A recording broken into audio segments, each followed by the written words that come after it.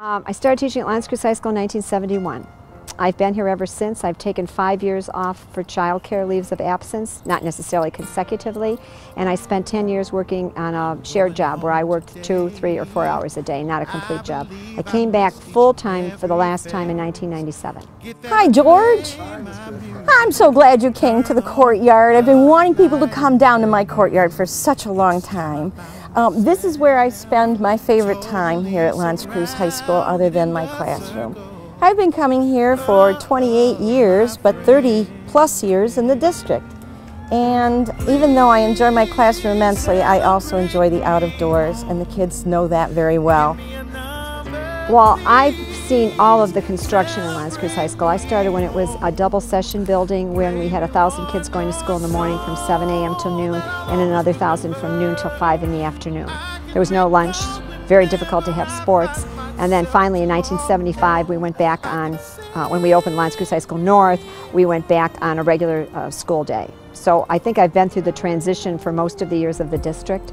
I do tend to sing and dance, and I have a story to tell now and then. Most of the kids remember my ghost story or the story about the snakes and my children at the cottage. I think in many ways my students know my family as well as I do from the stories I've told, and I will say most of them have been true.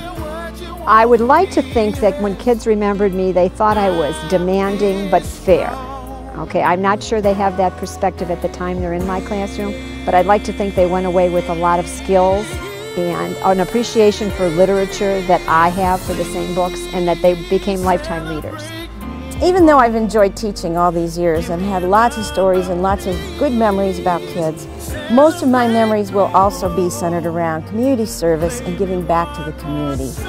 So, if I had any advice to the kids and to the staff, my advice would be to respect one another, be kind to each other, and give something back. You know, in the play Our Town by Thornton Wilder, the characters talk about leaving a legacy. And I would like to think that this courtyard is a little bit of my legacy to the staff and students.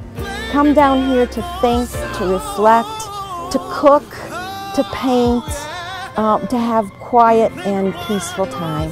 And I so have enjoyed my years here.